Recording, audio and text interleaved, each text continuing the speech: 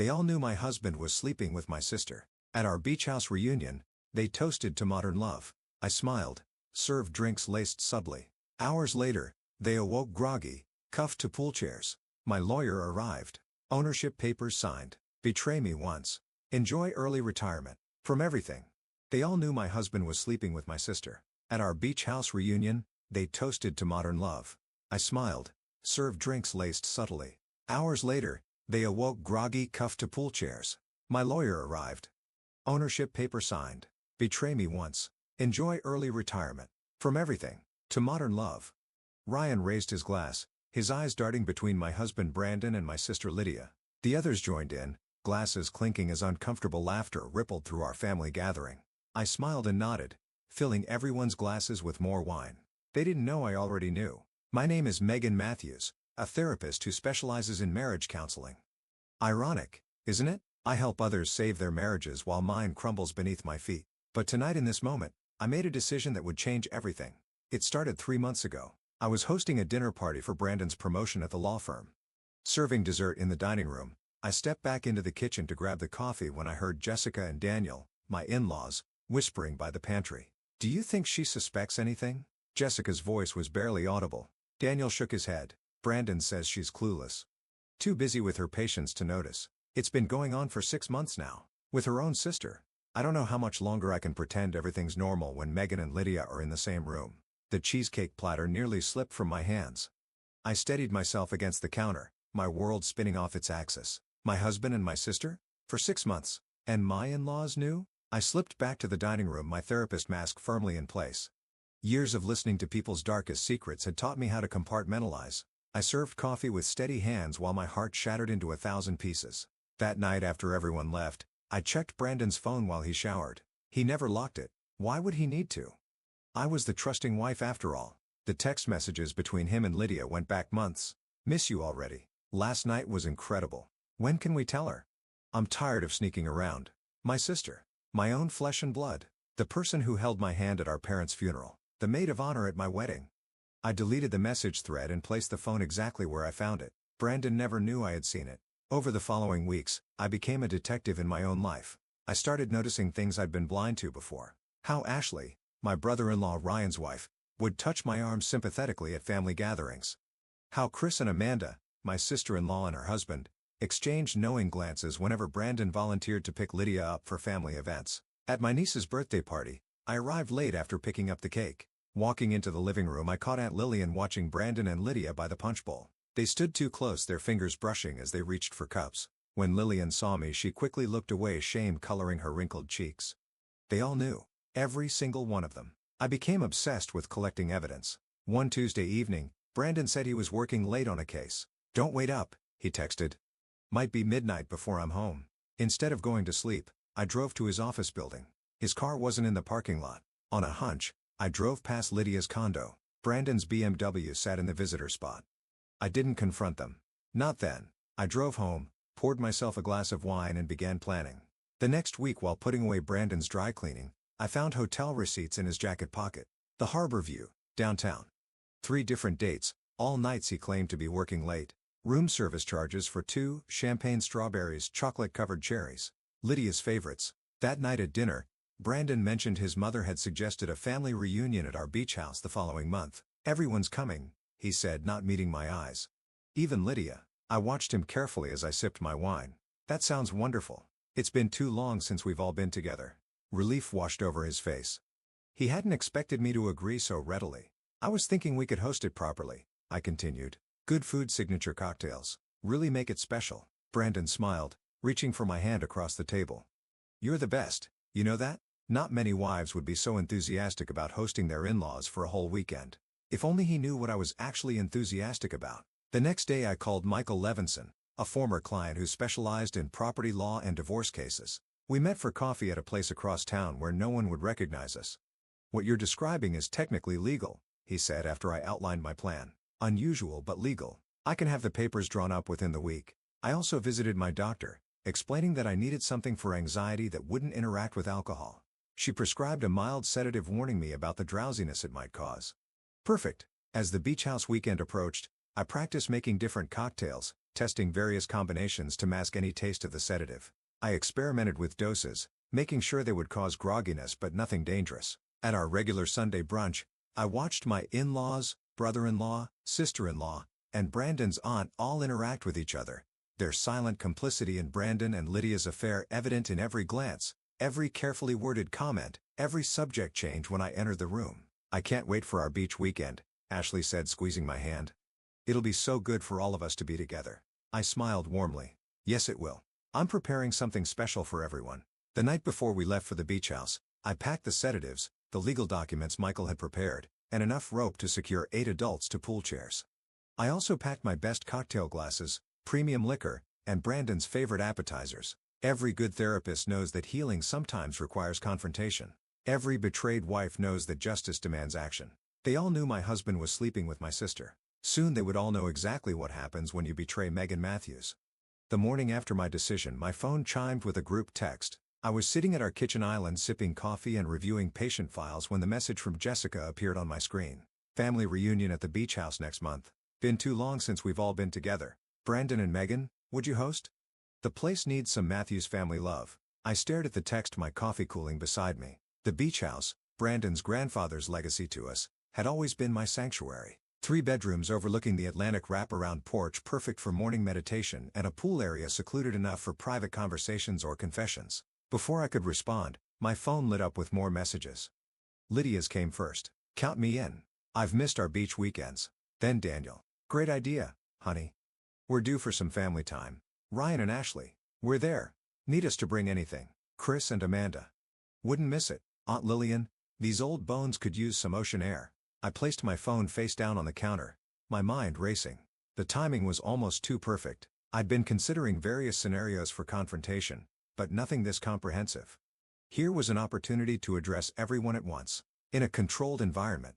My controlled environment. Brandon came downstairs, hair still damp from his shower. "Did you see Mom's text? About the beach house?" I nodded, watching him carefully. "I did. What do you think?" He poured himself coffee, not meeting my eyes. "I think we should do it." His enthusiasm seemed forced, over-eager. "You sure? We haven't opened the house since last summer. It'll need cleaning, stocking. I can take a day off to help get it ready." He came around the island, resting his hands on my shoulders. "Come on, Meg. It'll be fun having everyone together." I leaned into his touch, remembering when his hands on my body didn't make my skin crawl with betrayal. "Including Lydia?" His fingers tensed slightly before resuming their gentle massage. "Of course, she's your sister, and everyone loves her." "As I thought. Especially you." "All right," I said, turning to face him with my practice therapist smile. "Let's do it. Next month works with my schedule." Relief washed over his features. "Great. I'll tell Mom we're in." He texted back immediately, then kissed my forehead before heading to work. I remained at the island, possibilities unfolding in my mind like origami, precision folds creating something both beautiful and sharp. I responded to the group message. "We'd love to host. Brandon and I will handle everything. Just bring yourselves in good energy." The following day, Amanda called to suggest we shop for supplies together. "I know how much work hosting can be," she said. "Let me help." We met at Costco 3 days later, pushing oversized carts through aisles of bulk goods. Amanda chatted about her children, neighborhood gossip, everything except the elephant trampling through our conversation, her knowledge of my husband's infidelity. As we compared beach towels, I seized my opportunity. "Amanda, can I ask you something professional?" She looked up surprised. "Of course. I have this client." "The famous client scenario?" She laughed nervously. "Very therapist of you." I smiled. "Humor me. This client suspects her husband is having an affair. She's seeing signs, catching whispers. But what's really hurting her is that their family seems to know, yet no one's told her." Amanda's face paled. She busied herself examining a towel stitching. Maybe they don't want to hurt her. Or maybe they're protecting him." I placed beach towels in my cart. "When do you think silence becomes complicity?" Her hands trembled slightly as she reached for sunscreen. "That's complicated. How long has this been going on with your client?" That's what she's trying to figure out. "When did people start knowing? A month ago? 6 months? A year?" I maintained my casual tone, selecting snacks from a display. "She wonders who knew first." Amanda swallowed hard. "I'd imagine it would be whoever was closest to the husband or the other woman." "Makes sense." I moved toward the alcohol section. "For the beach weekend, do you think margaritas or mojitos?" "Both." She seemed relieved by the subject change. "Megan, about your client, let's get tequila and rum." I interrupted. Cover all bases. By checkout, I pieced together more of the timeline. Amanda's nervous responses confirmed what I suspected. The affair had been going on nearly a year, and Chris had known first, having accidentally seen texts on Brandon's phone during a golf outing. The knowledge had spread through the family like a virus, infecting everyone but me, the supposed patient zero. The week before the beach weekend, Brandon left his laptop open while showering. We'd always shared passwords. Another irony of our supposedly transparent marriage. I navigated to his email searching for Lydia's name. I found dozens of messages dating back 14 months. My hand shook as I opened the most recent exchange from 2 days earlier. Brandon, everything's set for next weekend. Megan's clueless about the real reason for the gathering. Lydia, are you sure this is the right time? Everyone in one place feels risky. Brandon, it's perfect. Mom's idea of a reunion gives us cover. After a few drinks, we'll tell her together. The family being there will keep her from making a scene. She cares too much about appearances. Lydia, what about the house? Doesn't half of it belong to her? Brandon, technically yes. But Dad's looking into options. Don't worry about that part. Lydia, I love you. Can't wait to start our real life together. Brandon, one more week then no more hiding. Love you more than anything. I closed the laptop, ice crystallizing in my veins. They planned to ambush me, to announce their relationship and minimize my reaction by having the family present. And apparently, Daniel was helping them find options regarding my half of the beach house. I called Michael immediately. I need those papers by Thursday. And bring copies, enough for everyone. Everyone. He sounded concerned. Megan, are you sure about this approach? Absolutely. My voice was steady despite the rage pulsing through me. I want it ironclad. No loopholes. It will be. He paused. What about the other part of your plan? Already handled. I'd visited 3 different pharmacies, using cash and wearing sunglasses. The sedatives were measured and ready. Just be at the beach house by 9 p.m. on Saturday. Use the service entrance. That evening I smiled through dinner with Brandon, discussing menu plans for the weekend. He suggested Lydia's favorite seafood paella. I countered with individual cocktails paired to each person's taste. You know what everyone likes? He seemed impressed. Of course, I replied, refilling his wine. I pay attention to the people I love. The last few days before the beach weekend passed in a blur of preparation. I cleaned the house myself, declining Brandon's half-hearted offers to help. I wanted to know every inch of the battlefield. I packed sedatives in my toiletry case, legal documents in my laptop bag, and rope in the trunk of my car hidden beneath beach gear. I prepared food that could be served cold, elegant appetizers requiring minimal last-minute attention. Friday morning as we loaded the car, Brandon received a text that made him smile. He didn't know I'd seen his screen light up with Lydia's name. Ready? He asked, sliding into the driver's seat. Everyone's meeting us there around 4. I buckled my seatbelt, smoothing my sundress. I've been ready for this for quite some time. He turned to me, his expression softening. You're amazing, you know that? Most wives would complain about hosting the in-laws for a weekend. I reached over to squeeze his hand, the gesture requiring every ounce of my therapeutic training in maintaining a calm facade. Trust me, I said. This is going to be a weekend none of us will ever forget. We arrived at the beach house just after noon on Friday. The familiar salt air should have been comforting, but instead, it felt like the calm before a storm. Brandon carried our bags inside while I stood on the porch, watching waves crash against the shore. This house had been our dream once. A place where we'd planned to raise children, host family holidays, grow old together. Now it was my battleground. I'm going to pick up some ice and extra drinks, Brandon said, jangling the car keys. Anything specific you need? Just some fresh limes and mint for the mojitos, I replied, not turning to face him. Take your time. I want to get settled in before everyone arrives. Once his car disappeared down the gravel driveway, I moved quickly. I'd already stashed the legal documents in my bedside drawer and hidden the sedatives in my toiletry case. Now I needed to secure the pool area. The wooden pool chairs had been my idea 3 summers ago. Comfortable enough for lounging but sturdy enough to withstand coastal storms. Brandon had installed metal rings on their undersides for securing them during hurricane season. Those rings would serve a different purpose tonight. I retrieved thin nylon rope from my suitcase, cutting 8 equal lengths and coiling each one neatly. I tucked them under cushions near each chair, positioned strategically around the pool. To casual observers, they'd look like just another part of the beach house's nautical decor. My phone rang. Michael. Just checking in, he said. Still on for tomorrow night? Everything's in place, I confirmed. Moving to the kitchen to unpack groceries. You remember where the service entrance is? Behind the garage through the hedge pathway. 9 o'clock sharp. And the documents? Ironclad. I've prepared individual packets for each person. The beach house transfer for Brandon, the vacation property division for your in-laws, the investment account reallocation for Ryan and Ashley, the trust fund amendment for Chris and Amanda, and the revised inheritance statement for Aunt Lillian and Lydia. My voice hardened. Her packet is comprehensive. Relinquishment of any claims to family assets, agreement to vacate her condo, which is technically in your name by the way, and acknowledgement of breach of familial trust. Perfect. I began arranging bottles on the kitchen counter. And they'll hold up? Signed under duress isn't ideal, Michael admitted. But we structured them as voluntary settlements to avoid litigation. Once signed and notarized, which I'm certified to do, they'll be difficult to contest. Especially with 8 witnesses. I thanked him and hung up, turning my attention to the cocktail station. Each family member would receive a personalized drink. A final thoughtful gesture from the woman they'd collectively betrayed. As a therapist, I knew their preferences intimately, but more importantly I understood their psychological weaknesses. Jessica was a control freak who hated feeling helpless. Daniel avoided confrontation at all costs. Ryan feared public humiliation. Ashley craved validation. Chris prized his reputation for intelligence. Amanda was terrified of abandonment. Aunt Lillian dreaded family conflict. Brandon and Lydia, well, they feared exposure, which was already guaranteed. I laid out elegant cocktail glasses, premium liquors and fresh garnishes. Then I carefully measured the sedative doses, considering each person's body weight and alcohol tolerance. The powder was tasteless and would dissolve completely in citrus mixers.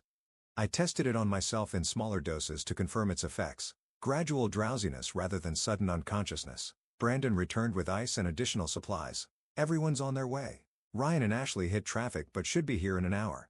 The others are about 30 minutes out. I nodded, arranging fruit on a cutting board. I'll have appetizers and drinks ready when they arrive. You're taking this hosting thing seriously, he commented, surveying the elaborate cocktail station. I want everyone to feel special, I replied with a genuine smile. For once I wasn't lying. I spent the next hour preparing food and finalizing my mental script. Each confrontation would be tailored to its recipient. I wouldn't waste this opportunity with generic accusations. While my therapist training had taught me to help people face their truths gently, tonight would be about forced recognition of consequences. Headlights swept across the living room as the first car pulled into the driveway. Jessica and Daniel emerged, followed closely by Chris and Amanda in a second vehicle. Aunt Lillian rode with them, her silver hair catching the late afternoon sun. Minutes later, Ryan and Ashley arrived. Brandon greeted them with hugs and handshakes while I arranged appetizers on the patio table. Through the sliding glass door, I watched Lydia park her compact car beside the others. She hesitated before exiting, smoothing her hair and checking her reflection. Even in betrayal, my sister remained conscientious of appearances. I took a deep breath and stepped outside, welcoming smile fixed in place. Everyone. So wonderful to have you all here. Hugs were exchanged, compliments on the house offered, overnight bags deposited in respective rooms. I noted the nervous glances between Brandon and Lydia, the way Jessica squeezed my shoulder a beat too long, how Ryan cleared his throat repeatedly when speaking to me. Megan has prepared specialty cocktails for everyone, Brandon announced as we gathered on the patio overlooking the pool. She's been practicing all week. That's so thoughtful, Lydia said, not quite meeting my eyes. You've always been the perfect hostess. It's the least I can do, I replied, maintaining warmth in my voice. After all, we're celebrating modern relationships, aren't we? A charged silence fell over the group. Brandon laughed nervously. Let's get those drinks started. I moved to the outdoor bar I'd set up, calling each person over individually. Jessica, I've made you a ginger peach martini, crisp and controlled just like you. I handed her the pre-prepared drink, complete with decorative sugar rim and peach slice. Daniel, a smoky old-fashioned with extra bitters, complex but ultimately smooth. The amber liquid swirled in the crystal glass as he accepted it with a forced smile. One by one, they received their personalized cocktails, each containing its carefully measured dose. Ryan's tequila sunrise, Ashley's raspberry mojito, Chris's bourbon sour, Amanda's cucumber gin fizz, Aunt Lillian's spiked lemonade. For Brandon, a top-shelf whiskey with a splash of water, his standard drink. For Lydia, a passion fruit margarita with extra salt, always her favorite. A toast, I said, raising my own glass, containing only the mocktail version I'd prepared. To family, and all the secrets we keep for each other. Nervous laughter rippled through the group as glasses clinked. I watched as each person took their first sip, then their second. Conversation gradually resumed, tentative at first, then flowing more freely as the alcohol and sedative began to take effect. The sun dipped below the horizon, painting the sky in deepening shades of orange and purple. I turned on the pool lights and patio lanterns, creating the perfect ambiance for both relaxation and revelation. Within an hour, I noticed Jessica blinking slowly, struggling to follow the conversation. Daniel's posture slackened, his usual rigid demeanor softening. The others showed similar signs, slight slurring, Heavier eyelids, delayed responses. Who is working? Is anyone else feeling a bit tired? Amanda asked, stifling a yawn. Must be the ocean air, I suggested, gathering empty glasses. Why don't we move down to the pool area? The breeze might help. Like sheep, they followed me down the stone pathway to the pool deck where 8 chairs awaited. The sedative hadn't fully taken effect yet. They were groggy but still mobile, still capable of following simple instructions. Just as planned. I glanced at my watch. 8:40. 20 minutes until Michael arrived. It was time for the final stage of preparation. I watched as my family settled into the pool chairs, their movements increasingly sluggish. Brandon slumped into the seat closest to the fire pit, with Lydia naturally gravitating to the chair beside him. Their not-so-subtle positioning didn't escape notice. Jessica frowned slightly, while Daniel studied his nearly empty glass with unusual intensity. More drinks, I offered, collecting glasses with steady hands. Maybe just water for me. Amanda mumbled, her words slightly slurred, feeling a bit lightheaded. Me too, Ashley agreed, blinking slowly. That mojito packed a punch. Ocean air intensifies alcohol, I explained smoothly. I'll bring water for everyone. I retreated to the kitchen, checking my watch again. 8:45. Michael would arrive in 15 minutes. Perfect timing. The sedative would reach peak effectiveness just as he walked through the door. I filled a pitcher with ice water and grabbed fresh glasses, purposely taking my time. When I returned to the pool area, the conversation had shifted to dangerous territory. Should we just tell her? Ryan's words were beginning to run together, his inhibitions lowered by both alcohol and sedative. This whole pretending thing is ridiculous. Ashley shushed him, glancing nervously in my direction as I set down the water tray. Tell me what? I asked, innocently pouring water for each person. An uncomfortable silence fell over the group. Brandon straightened in his chair, attempting to appear more alert than he actually was. Nothing, he said quickly. Ryan's just had too much to drink. Ryan laughed. A harsh, unnatural sound. Too much drink. Too many secrets. He raised his water glass unsteadily. Let's have another toast, shall we? To modern love. His gaze moved pointedly between Brandon and Lydia. The implication hung in the air like summer humidity. Heavy. Unavoidable. Ryan. Jessica hissed, but the damage was done. To modern love, I echoed, raising my own glass with a calm smile. And to honesty, something apparently in short supply around here. Another uncomfortable silence descended, broken only by the rhythmic sound of waves crashing against the shore. I noticed Lydia's hands trembling slightly as she sipped her water. Brandon wouldn't meet my eyes. Is anyone else feeling strange? Chris asked, suddenly rubbing his forehead. Like beyond regular drunk? Maybe we all need some fresh air, I suggested, moving behind Amanda's chair. Let's enjoy the night breeze. As I adjusted Amanda's cushion, I discreetly pulled out the nylon rope I'd hidden earlier and looped it through the metal ring beneath her chair, loosely securing it around her wrist. She was too disoriented to notice her head lolling slightly. The stars are so beautiful tonight, I remarked, moving to Chris's chair and repeating the process. Don't you think, Lydia? My sister mumbled something incoherent, her eyelids heavy. I continued around the circle, securing each person with practiced efficiency while maintaining casual conversation. None of them were alert enough to realize what was happening, exactly as I'd planned. Is it just me, or is everyone getting sleepy? Aunt Lillian's voice was faint as I secured her wrists. It's been a long day of travel, I replied soothingly. Just relax. Everything will make sense soon. Brandon was the last one I approached. His eyes were struggling to focus on my face as I leaned over him. Meg, he slurred. Something's wrong. I feel drugged. Perceptive as always, darling, I whispered, securing his wrists with slightly tighter knots than the others. But about 14 months too late. By 9 o'clock, all 8 of them were securely fastened to their chairs, drifting in and out of consciousness. I turned on additional pool lights, illuminating their groggy faces in harsh clarity. Then I heard the soft knock at the service entrance. Michael had arrived.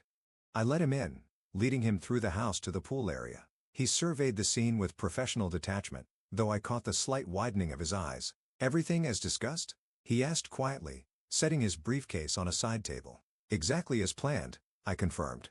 They should be coherent enough to understand and sign within about 15 minutes. The sedative is mild, just enough to prevent escape attempts or physical resistance. Michael nodded, arranging documents on the table. I've brought a recording device as well. Legal protection. Perfect. I took a seat in the 9th chair, the only one without restraints, and waited patiently as my family gradually regained awareness. Brandon was the first to fully comprehend his situation, yanking at the ropes with growing panic. What the hell, Megan? He demanded, voice hoarse. Untie me right now. His outburst roused the others. One by one, they discovered their predicament, reactions ranging from confused whimpers, Amanda, to dignified outrage, Jessica, to practical assessment, Ryan, you drugged us, Chris stated flatly, his analytical mind piecing together the evidence despite his compromised state. Yes, I acknowledged. Nothing dangerous. You'll all feel normal by morning. Just something to ensure you stay put for this conversation. This is illegal. Daniel blustered, attorney instincts kicking in despite his slurred speech. Unlawful restraint, administering drugs without consent. Actually, Michael interjected smoothly, Ms. Matthews consulted me precisely to ensure everything remained within legal boundaries. The sedative is an over-the-counter sleep aid, and the restraints are merely to prevent accidental injury while you're impaired. Who is this? Jessica demanded. Michael Levinson, attorney at law, he replied, placing his business card on each person's lap. I'm here to oversee some property transfers and settlement agreements. Settlement agreements? Brandon's face drained of color. Megan, what is this? I stood, moving to the center of their circle. My voice remained steady, professional. My therapist voice. This is the consequence of collective betrayal. This is what happens when an entire family conspires to hide the truth from one of their own. I turned to face each person individually. Jessica and Daniel, you learned about Brandon and Lydia's affair over a year ago. Instead of telling me, you protected your son and enabled my sister. Jessica started to protest, but I continued. Chris and Amanda. You knew 9 months ago when Chris saw texts on Brandon's phone. You decided it wasn't your place to interfere. Chris looked away, shame evident even through his sedated state. Ryan and Ashley, you figured it out at Christmas when you saw them kissing in the garage. You decided it was complicated and not your business. Ryan attempted to shrug, but the restraints limited his movement. Aunt Lillian, you've known for at least 6 months. You told yourself it wasn't your generation's place to comment on modern relationships. The elderly woman had tears streaming down her wrinkled cheeks. And the two of you, I said, finally facing Brandon and Lydia directly, my husband and my sister, the architect and accomplice of my humiliation, planning to ambush me this weekend with your relationship announcement, planning to try to take my house. The silence was absolute. Even the waves seemed to pause. How did you? Brandon began. I'm a therapist who specializes in deception and betrayal. I interrupted. Did you really think I wouldn't notice? That I wouldn't eventually see the signs? Read the texts? Find the hotel receipts? Overhear the whispers? I gestured to Michael, who approached with his briefcase. And now we're going to have a different kind of announcement than the one you planned. Mr. Levinson, would you please explain the documents? Michael cleared his throat. I have prepared a series of legal agreements. Upon signing, they will transfer full ownership of this beach house to Megan Matthews exclusively. Additional documents address division of marital assets, transfer of investment accounts, and termination of joint property rights. This is insane, Brandon sputtered. We're not signing anything. I smiled thinly. Then you're welcome to explain to the authorities why 8 adults are sedated and restrained at your beach house. I'm sure the media would love that story. Prominent attorney and his family involved in some kind of cult ritual? Or perhaps something more sordid? Ryan tested his restraints again. This is blackmail. No, I corrected. This is justice. You all participated in my humiliation. Now you can participate in my liberation. I nodded to Michael, who placed the first document on a clipboard and held it before Jessica. Ladies and gentlemen, I announced, the signing ceremony is about to begin. And trust me, you'll all want to sign. Jessica was the first to sign, her hand trembling but her signature still recognizable. The former elementary school principal had always valued order above all else, and even in this extraordinary situation her ingrained respect for procedure won out. Smart choice, I murmured as Michael moved to Daniel. My father-in-law hesitated, legal training battling with self-preservation. This won't hold up in court. Duress invalidates. Daniel, I interrupted, your son was planning to take my half of this beach house with your legal assistance. I have the emails. Sign the paper or explain to your law partners why you were drugged and tied to a chair at your son's beach house. After another moment's hesitation, he scrawled his signature across the line. Ryan and Ashley signed more quickly, their younger faces still showing shock but also a hint of guilty relief, as if being punished somehow absolved them. Chris hesitated until Amanda whispered, "Just do it," then signed with a defeated slump of his shoulders. Aunt Lillian wept quietly as she signed, her arthritic hand moving slowly across the paper. "I should have told you," she said, voice cracking. "I just didn't want to cause trouble." Ironic, isn't it? I replied, not unkindly. Her betrayal had hurt less than the others. She'd always been a peacekeeper rather than a truth-teller. Then it was Lydia's turn. My sister's documents were the most extensive, relinquishing any claim to family properties, forfeiting her position as my healthcare proxy and insurance beneficiary, and acknowledging a complete severance of our relationship. "Megan, please," she whispered. Mascara streaked down her pale cheeks. "We're sisters." I corrected. "Sisters don't sleep with each other's husbands." "I love him," she insisted, as if that explained everything, excused everything. And I loved you, I replied simply. Sign the papers, Lydia. She did her signature, a messy scrawl that barely resembled her usual artistic flourish. Finally, Michael presented the last clipboard to Brandon. My husband, soon-to-be ex-husband, glared at me with a mixture of rage and disbelief. You've lost your mind, he spat. I'm not signing anything. I leaned close, keeping my voice low and steady. The thing about being a therapist, Brandon, is that people tell me things. Like your client Thomas Reeves, the one who confessed to tax fraud during your consultations, or Catherine Wilson, whose offshore accounts you helped establish. I keep excellent notes. His face went ashen. You wouldn't I? You've spent 14 months betraying me with my own sister while our entire family watched and said nothing. You don't know me at all anymore. The pen shook in his hand, but he signed all 3 documents: the beach house transfer, the divorce agreement, and the non-disclosure contract. Michael notarized each signature efficiently, then gathered the papers into his briefcase. I'll file these first thing Monday morning, he informed me. Everything appears to be in order. I nodded, suddenly feeling hollow despite my victory. Thank you, Michael. You can go now. After he left through the service entrance, I faced my family again. The sedative was beginning to wear off, their expressions showing more clarity and comprehension of what had just occurred. What happens now? Amanda asked quietly. Are you going to leave us here all night? I shook my head and began moving around the circle, untying each person's restraints. No. You're all free to go. The effects of the sedative will wear off completely within the hour. I wouldn't recommend driving until morning though. So that's it? Brandon demanded as I untied him last. You drug us? Blackmail us? Take everything and just walk away? I stepped back, regarding him calmly. Not everything. Just what's rightfully mine, plus compensation for your betrayal. The divorce papers give you your clothes, your car, and your personal items. The rest, including your partnership share in the law firm, goes to me. You'll never get away with this, he growled. I already have. I gestured toward the house. You all might want to gather your belongings. I expect the property vacated by noon tomorrow. One by one they shuffled toward the house, unsteady but moving under their own power. Only Lydia remained still seated, though now unbound. You've thought of everything, she said softly.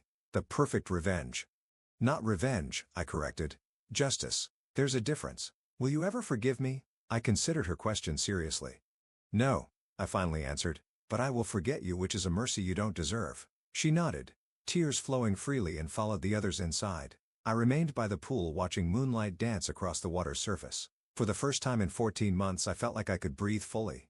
3 weeks later I signed the final paperwork selling the beach house. The new owners were a young couple expecting their first child, starry-eyed and hopeful in a way that made my chest ache with both envy and nostalgia. Congratulations, I told them, handing over the keys. Make happy memories here. The real estate agent shot me a curious look. She'd heard rumors about the unusual circumstances of my sudden divorce and property acquisition. But the sale was legitimate, the money now safely transferred to my account. I walked away from the closing without looking back. The following day I signed a lease on a new office space in a different part of town. The suite was twice the size of my previous practice, with an airy waiting room and 3 consultation offices. The sign installed above the door read, Phoenix Therapy Services, Healing After Betrayal. Brandon had contested the divorce agreement, of course, but withdrew his objection when I had my attorney deliver copies of those client files I'd mentioned. The law firm conducted a quiet internal investigation, resulting in his voluntary resignation. Last I heard, he and Lydia had moved to Arizona, where he was trying to rebuild his practice and reputation. The others had scattered back to their lives, though family gatherings would surely be awkward for years to come. Jessica had called once, leaving a voicemail that wavered between apology and justification. I deleted it without responding. 6 months after that night at the beach house, I sat in Dr. Eleanor Winter's office for what we'd agreed would be our final session. I'd been seeing her weekly since the divorce. Therapists need therapists too, especially after orchestrating such elaborate confrontations. How are you feeling about everything now? She asked, her kind eyes studying me carefully. I considered the question the same one she'd asked during our first session. Back then my answer had been a tangled mess of rage, vindication, and lingering pain. I'll be balanced, I said finally. What I did was extreme, but so was their betrayal. Sometimes justice requires dramatic measures. Do you regret any of it? I shook my head. I regret that it was necessary. I regret trusting people who didn't deserve my trust. But the actions themselves, they were calculated choices, not emotional reactions. Dr. Winters nodded thoughtfully. And your new practice? Thriving, I answered truthfully.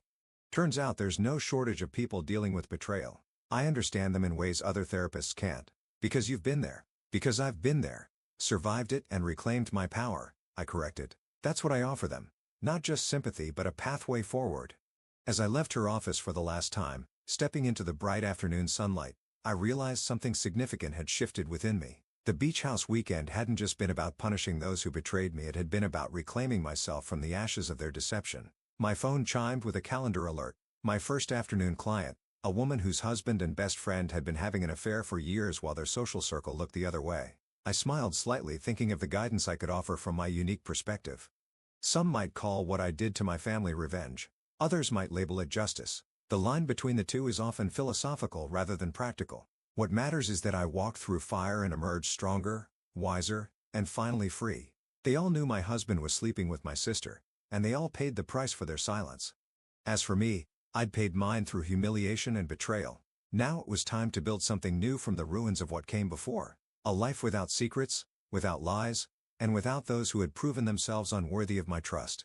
Sometimes the most important relationship to salvage is the one with yourself. If this story of sweet revenge had you on the edge of your seat, smash that like button right now.